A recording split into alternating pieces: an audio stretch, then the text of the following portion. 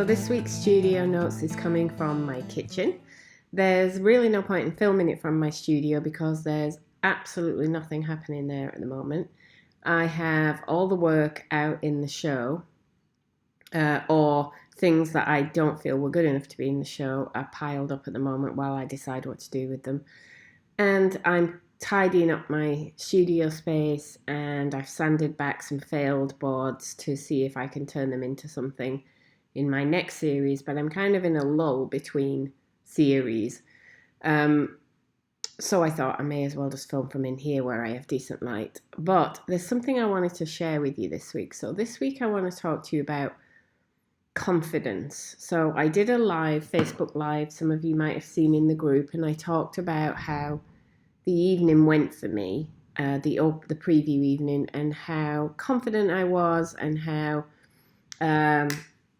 really what a cool experience that was to feel that confident, to talk about my work that way to complete strangers and even sell some. First, I want to share with you some of a letter that I got, and we don't get letters anymore, do it? But I got a letter in the post from my best friend who had been at the preview evening, and I was so busy I didn't really get a chance to talk to him. There were so many people coming in that I had to spend time with.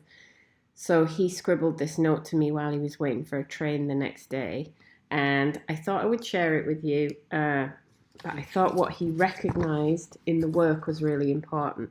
He is a playwright, so he is creative, but he feels like his work hasn't got to the authentic voice that he wants to get to. So he said, "So this is what I got powerfully, he writes twice, last night.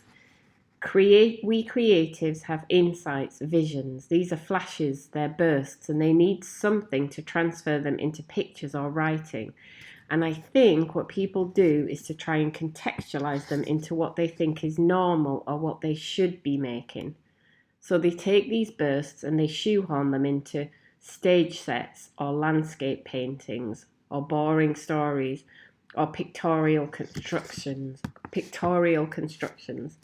And that burst may be there, elements may be there, but essentially it is weakened, diluted, overlaid with stuff. And what you've learned, discovered, unlocked is how to let that spark lead." And then he says some other stuff that I won't share because it's about him. Then he says, "What I loved last night was the mood and the sense of creation and the fragments in the paintings, the notes of music, the house, the lines. It felt like you nailed something really important. And you were so right in the zone, talking to everyone in your element. Thank you."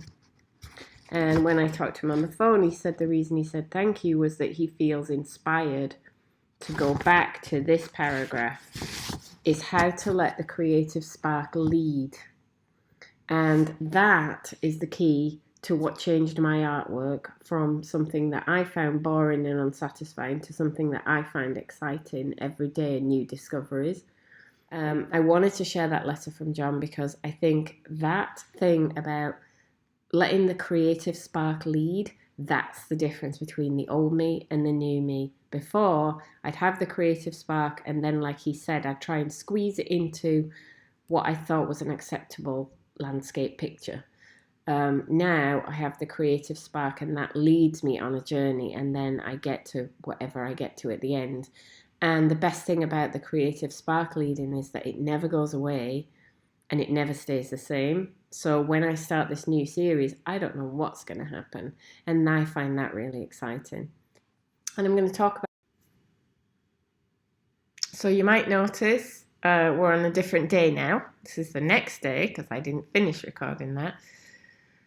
I don't know if that sounds exciting to you or just really weird, this idea of leading with the spark, but it's an idea that I'm going to be exploring more on my blog and in studio notes and maybe in some Facebook live streams in the group over the coming weeks. And I'd love to know what you think of it, what you think of John's letter, what you think of this idea of not shoehorning our inspiration into something. Does that resonate with you? Do you feel that you have that?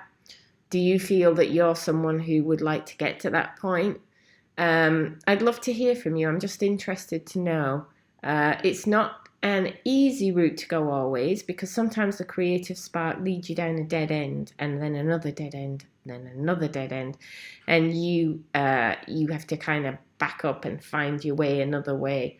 But always exciting to see where it ends up, I think. So anyway, that's what was on my mind this week, so I wanted to share that with you. I am now off. It's Friday morning. I'm off to work in the gallery for the day, and we work, the artists who have exhibitions in this space man the gallery for 1 day a week. So this is something a bit different for me. Should be interesting. Should be a chance to talk to people about my paintings.